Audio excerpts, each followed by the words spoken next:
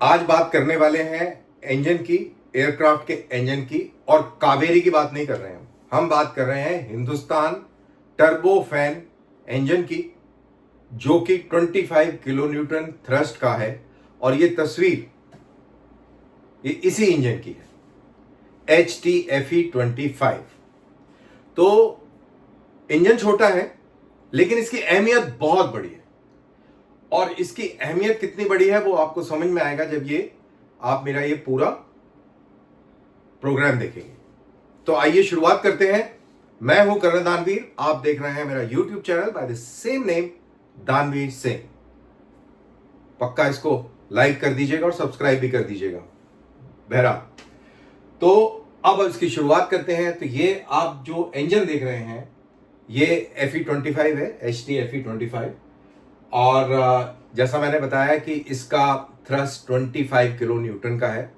अब इसको थोड़ा सा कावेरी से कंपेयर कर लेते हैं। कावेरी की डिजायर्ड क्षमता जो चाह रहे हैं कि उसकी होनी चाहिए कि 80 से 82 किलो न्यूटन की, उसके कंपैरेटिवली आप समझ सकते हैं कितना छोटा है। लेकिन जैसा मैंने कहा कि इसकी अहमियत बहुत ज्यादा है। दरअसल इसका ड्राइंग बोर्ड पर नक्शा बन गया था 2013 में। 2015 से शुरुआत हो गई और 2024 तक आते आते इसकी क्षमता जो थी, जो एक तो ड्राइंग बोर्ड थ्योरेटिकल क्षमता होती है कि भाई हम ये कर देंगे, ये ऐसा बनेगा, वो होगा, इसमें ये फिजिक्स होगी, वो केमिस्ट्री होगी, और फिर इसका ये निकल के आएगा मैथमेटिकल फॉर्मूले लगा लगू के, और आपने एक पैरामीटर बना दिया कि इतना परफॉर्मेंस इसकी ऐसे ऐसे होगी ये पैरामीटर्स पर। लेकिन जब इसके टेस्टिंग हुए 2024 में तो ये सिर्फ 55% तक खरा उतरा। सब लोगों ने क्रिटिसाइज किया, DRDO थका हुआ है, काम नहीं करता है, सरकारी महकमा है, फला ढिमका। एंड लाइकवाइज हम भी करते हैं और ये हमारा अधिकार है एज पब्लिक की अकाउंटेबिलिटी होनी चाहिए। तो बिल्कुल सही है। तो DRDO के अंदर कोई पक्का रहा होगा विजनरी, जिसमें थोड़ा इनिशिएटिव होगा, जिसमें थोड़ा पुश होगा, जिसमें डिजायर होगा, नेशनलिज्म उस लेवल का होगा। नेशनलिज्म सब में है, उसमें थोड़ा कुछ ज्यादा होगा, जिसने कहा कि नहीं, हमको टेस्ट फैसिलिटीज बढ़ानी पड़ेंगी और खोलनी पड़ेंगी। तो और सारी टेस्ट फैसिलिटीज खुली और 2024 से लेकर 2026 तक आते आते कुछ दिन पहले तक ये खबर आई कि HTFE25 अपनी 99.5% की क्षमता तक प्रूव हो चुका है। उसने टेस्ट करके अपनी क्षमता को प्रूव कर दिया है। अब ये जो पर्टिकुलर सिस्टम है, अब है तो छोटा, ये ऑब्वियसली आप उसमें नहीं लगा सकते, आप अपने एमका में नहीं लगा सकते, तेजस प्रोग्राम में नहीं लगा सकते। लेकिन इंपॉर्टेंट चीज यहां पर यह है कि आपने जो टेक्निकल महारत हासिल करी है, ये बहुत इंपॉर्टेंट है। अब इसको स्केल अप करना कोई बहुत बड़ा मुश्किल काम नहीं है। अब इसको आप नए सिरे से, नए डिजाइन के अनुरूप आप स्केल अप कर सकते हैं। बहरहाल, इतने ही कैपेसिटी के अंदर, इतने ही इसके अंदर, इसको आप इसके ऊपर यूज कर सकते हैं। ये हमारा HT36 है, ट्रेनर एयरक्राफ्ट है, देखने में भी खूबसूरत है, एकदम स्मार्ट, केपेबल भी बहुत है, बहुत ही एजाइल है, और इसकी प्रशंसा भी बहुत हुई है। मैंने खुद अपने प्रोग्राम डिफेंस डायनेमिक्स में इसकी बात करी है, and it's an amazing aircraft. अब इसके अंदर ये देखिए, ये छोटू सा जेट इंजन है, छोटू सा जेट इंजन है, और इसकी थ्रस्ट कितनी है आपको मालूम है? मात्र 15 किलो न्यूटन। सो 15 किलो न्यूटन। और ये वाला इंजन कितने का है?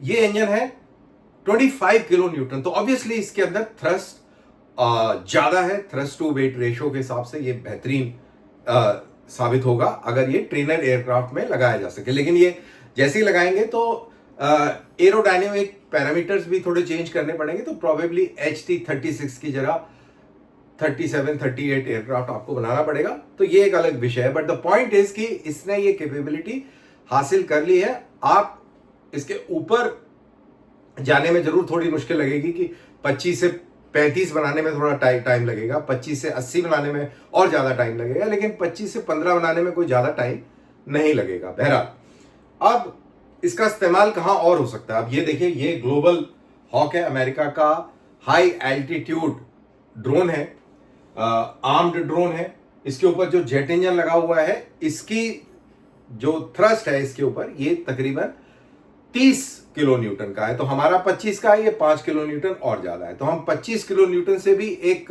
यूएवी बना सकते हैं।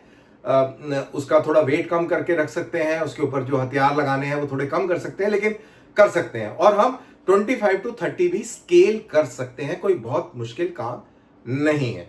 साथ के साथ इसको आप प्राइवेट बिजनेस जेट में भी इसका इस्तेमाल कर सकते हैं। तो ये आपके सामने एक बिजनेस जेट है और इसके अंदर इंजन लगे हुए हैं। ये इंजन की क्षमता ज्यादा से ज्यादा 20 किलो न्यूटन की है। तो 15 से 20 किलो न्यूटन के ये जेट इंजन है और इसमें दो लगते हैं, एक इस साइड में एक दूसरी साइड में। तो आप ये भी बना सकते हैं। तो कहने का मतलब है कि जो ये मैंने एयरक्राफ्ट की श्रेणी दिखाई है यहां पर ये लग सकता है। और क्योंकि आपको टेक्निकल नो हाउ आ गया है, आपने टेस्ट फैसिलिटीज डेवलप कर ली हैं, तो अब आगे की राह और बड़े इंजन्स बनाने की राह आसान होती है।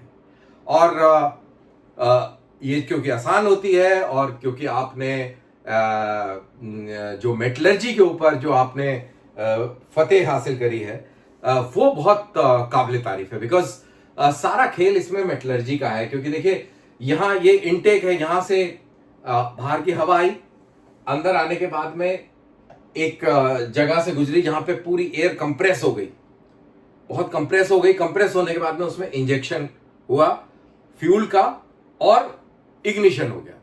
तो फ्यूल इंजेक्ट हुआ और इग्नाइट हुआ समवेयर हियर, और उसके बाद में हॉट गैसेस बनी, उसके अंदर आग लगी, एक्सपैंड हुआ, बहुत जबरदस्त प्रेशर बना और वो प्रेशर फिर पीछे एग्जॉस्ट से रिलीज हुआ, जिससे आपको थ्रस्ट मिलता है, पुश मिलता है। अब यहां पर एक पर्टिकुलर टेम्परेचर तक आप कर सकते थे, यह आपकी उतनी काबिलियत थी। अगर आप बहुत हाई टेम्परेचर तक लेके जाएंगे तो आप नॉर्मल मेटलर्जी के साथ नहीं काम कर सकते। आपको सिरेमिक्स की जरूरत होगी जहां पे वो बहुत हाई टेम्परेचर विस्टैंड करने की क्षमता रखेगा, नहीं तो इंजन स्टॉल हो जाएगा, इंजन के अंदर डैमेज हो जाएंगे और बहुत सारी चीजें हो जाएंगी जो कि घातक साबित होंगी, और वो आपका बेसिकली टेस्ट भी पास नहीं करेगा। तो क्योंकि आपने वो सिरेमिक्स के ऊपर महारत हासिल कर ली, क्योंकि आपने मेटलर्जी के ऊपर महारत हासिल कर ली और आपने ये इंजन तैयार कर लिया, तो अब आगे की राह आसान होती है। और मेरे को ये एक बहुत बड़ी उम्मीद की किरण दिखती है कि अब हम ऐसी टेक्नोलॉजी पर धीरे धीरे अपनी पकड़ बना रहे हैं, और क्योंकि हमारी पकड़ बन रही है तो हम आत्मनिर्भरता की ओर जा रहे हैं। तो मेरे हिसाब से अगर इस साल की बात करें तो बेस्ट खबर एविएशन के लिहाज से वो इसी इंजन की रही है, HT-FE25। तो ये था मेरा एक short video about this amazing news. I am sure you are a nationalist, you love your country and you love your armed forces, so you have definitely liked this video of mine. Please share it, अपने दोस्तों के साथ share करिए। और अगर आप हमारे दुश्मन हैं, क्योंकि दुश्मन भी हमारे देखते हैं, आपको चिढ़ मच रही होगी, जलन मच रही होगी, मिर्ची लग रही होगी, तो ये बहुत अच्छी बात है। फिर भी आप मेरे चैनल को लाइक कर दीजिए, क्योंकि मिर्ची आपको लगती रहे तो उसका भी एक अलग मजा है। तो आप भी लाइक करिए और आप भी अपने दोस्तों के साथ शेयर कीजिए और मुझे दीजिए इजाजत। फिर मिलते हैं नए वीडियो के साथ, नए एनालिसिस के साथ। जय हिंद।